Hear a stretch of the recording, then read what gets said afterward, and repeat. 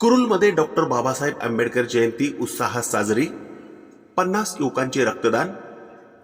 Police निरीक्षक Basaveshwar jockey कोरे यांच्या हस्ते पूजन. समोर बघा, इकडे भीमशक्ती समोर. तरुण मंडळाचा सामाजिक उपक्रम. महामानवाच्या विचारांचा वारसा जपा. पोलीस निरीक्षक बसवेश्वर जक्की कोरे यांचे कुरुलमध्ये प्रतिपादन. पोलीस निरीक्षक जक्की कोरे यांच्या हस्ते कुरुलमध्ये बाबासाहेबांचे पूजन. राजकीय सामाजिक क्षेत्रातील मान्यवरांची मांदियाळी. भारतीय राज्यघटनेचे शिल्पकार विश्वरत्न डॉक्टर बाबासाहेब आंबेडकर यांच्या 135व्या जयंतीनिमित्त कुरुल येथे सामाजिक ऐक्याचे दर्शन घडवत विविध कार्यक्रमांचे आयोजन करण्यात आले होते. भीमशक्ती तरुण मंडळाच्या वतीने आयोजित या कार्यक्रमात कामठी पोलीस स्टेशनचे पोलीस निरीक्षक बसवेश्वर जक्की कोरे यांच्या हस्ते महामानवास अभिवादन करण्यात आले. जयंतीचे औचित्य साधून राबवण्यात आलेल्या रक्तदान शिबिरामध्ये 50 दात्यांनी रक्तदान करून सामाजिक बांधिलकी जपली. मान्यवरांच्या उपस्थितीत ध्वजारोहण व पूजन. मंगळवार दिनांक 14 एप्रिल रोजी सकाळी कामठी पोलीस स्टेशनचे पोलीस निरीक्षक बसवेश्वर जक्की कोरे यांच्या हस्ते डॉक्टर बाबासाहेब आंबेडकरांच्या प्रतिमेस पुष्पहार अर्पण करून व श्रीफळ वाढवून पूजन करण्यात आले. त्यानंतर अत्यंत उत्साहात ध्वजारोहण संपन्न झाले.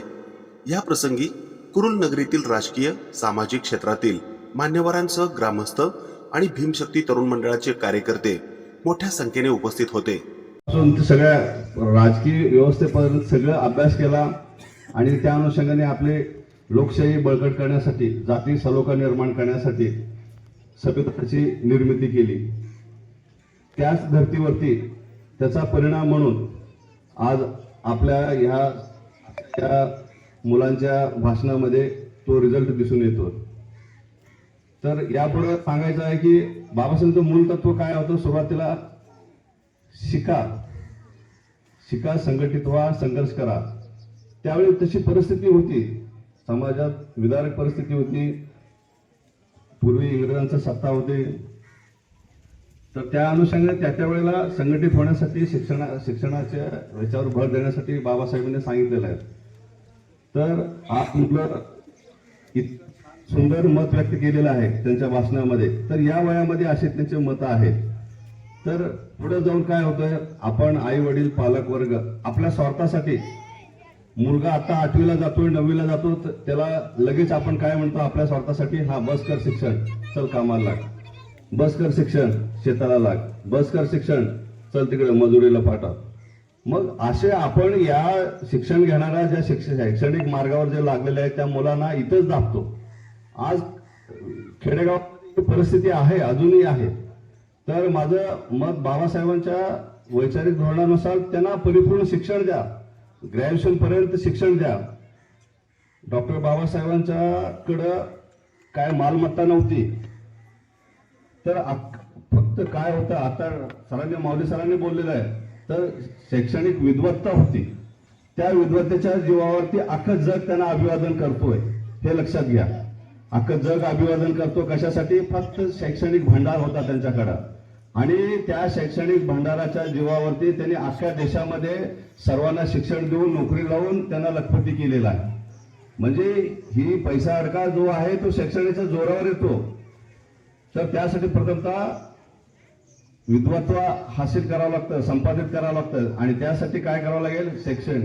तर सर्व माय माऊलींना विनंती आहे की सर्वांनी आपल्या मुलांचा ग्रॅज्युएशन पदवीपर्यंत शिक्षण हे कंप्लीट करायचं आणि सक्तीने करायचं. किती जरी नवरा म्हणत असेल मी तिचं लग्न करेन, त्याला कामाला लावेल, तर तुम्ही आणखीन 4 वर्ष कष्ट सोसा, आणखीन 4 वर्ष तुम्ही मोलमजुरी स्वतः करा, परंतु मुलाला शिक्षणाचं पूर्ण ज्ञान द्या.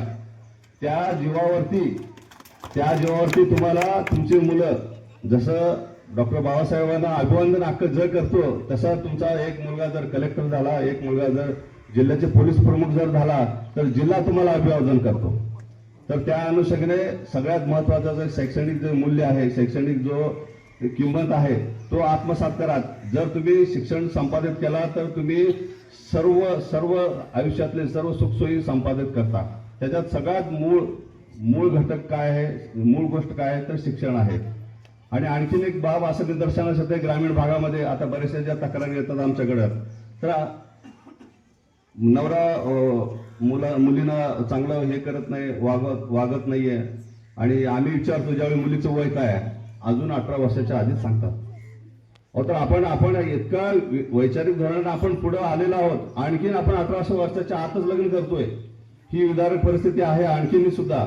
त्यासाठी सर्व माऊलींना विनंती आहे, माझी मुलगी ही पदवीपर्यंत शिक्षण घेईल आणि तिला 18 वर्षाच्या नंतरच मी तिच्या शैक्षणिक पूर्ण झाल्यावर मी तिचं लग्न करेन, असं तुम्ही ठाम निर्धार करायला पाहिजे. ती अजून शारीरिकदृष्ट्या सदृढ झालेली नसते, मानसिकदृष्ट्या तयार झाली नसते, शैक्षणिकदृष्ट्या सक्षम झाली नसते, तरी आपण आपल्या स्वार्थासाठी आपण पटकन तिचं लग्न उरकून टाकतो. तिचं पुढचं आयुष्य, तिचं जे काय ध्येय धोरण आहेत ते बाजूला सारून आपल्या स्वार्थासाठी आपण त्या मुलीचं आयुष्य थांबवतो, तिथंच तिच्या प्रगतीला खुंटवतो. त्याचं मूळ कारण आपणच आहोत. तर एवढ्या सर्व माऊलींना विनंती आहे की सर्वांनी शैक्षणिक बाबतीला, धोरणेला ही सर्वात प्राधान्य द्या. एकच आहे आपल्याकडे असतं, काय? शिक्षणाचं शस्त्र. तर सर्वांना परत एकदा सांगतो की डॉक्टर बाबासाहेब आंबेडकर जयंतीनिमित्त या ठिकाणी गावातले सर्व जाती धर्माचे या ठिकाणी या कार्यक्रमासाठी उपस्थित आहेत. ही जाती एकता आहे, आपल्या समाजातील एकता आहे, हे बाबासाहेबांनी सांगितलेलं आहे. आपण शिक्षण घेतो सामाजिक सलोखा नांदण्यासाठी, जाती सलोखा नांदण्यासाठी. ती जे आज आपल्या या कुरुल गावामध्ये दिसून येत आहे, ही आपण बाबासाहेबांच्या धोरणेचा अवलंब केलेल्यासारखं हे उदाहरण आहे. तर या ठिकाणी उपस्थित सर्वांना पुन्हा एकदा जयंतीनिमित्त शुभेच्छा देतो. आणि ह्या बाल मंडळांना मी आवाहन करू इच्छितो, मी या ठिकाणी जोपर्यंत कामठी पोलीस स्टेशनला आहे, तर या विद्यार्थ्यापैकी जो विद्यार्थी शाळेमध्ये प्रथम क्रमांक येईल तो पुढच्या जयंतीला त्यांना सर्वांना 1000 रुपयाचं बक्षीस देईल सर्वांना. आणि जो त्याच्या शाळेमध्ये इंग्रजी भाषण करेल त्या मुलांनाही सुद्धा बक्षीस देईल मी. तर एकच छोटीशी सूचना आहे की आपल्या या ठिकाणी परिसर भरपूर आहे आणि या ठिकाणी हे बुद्धविहार पण आहे. तर आता बऱ्याचशा ठिकाणी आपण मुलांचं ज्यावेळी ग्रॅज्युएशन झाला त्यावेळी आपण स्पर्धा परीक्षेसाठी तयारीसाठी मग त्याच्यातून दृष्टिकोन पाहतो. स्पर्धा परीक्षा कसं आगळी वेगळी नाहीये, त्याला प्राथमिक स्तरापासूनच स्पर्धा परीक्षेचा आहे. तुम्ही रोज एक पेपर जर एका मुलाने जर वाचली तर तुम्ही 100% तो मुलगा यशस्वी त्या स्पर्धा परीक्षेमध्ये होणार आहे. तर त्यासाठी ह्या एक पुस्तक संचनालय ठेवा आणि एक पेपरची न्यूज, फक्त एक पेपर जर एका मुलाला जर वाचायला दिली. आजकाल मुलं रात्री 2-2 वाजेपर्यंत रील्स बघतात. ते रील्स बघण्याऐवजी जर एक पेपर वाचला, एक न्यूज वाचली, तर ह्या पेपरमध्ये सर्व समावेशक घडामोडी असतो, जे की ते स्पर्धा परीक्षेसाठी उपयुक्त आहे. तर असे उपक्रम आपण या ठिकाणी सुरू करावा एवढी अपेक्षा व्यक्त करतो आणि 2 शब्द संपवतो. जय हिंद, जय महाराष्ट्र, जय भीम.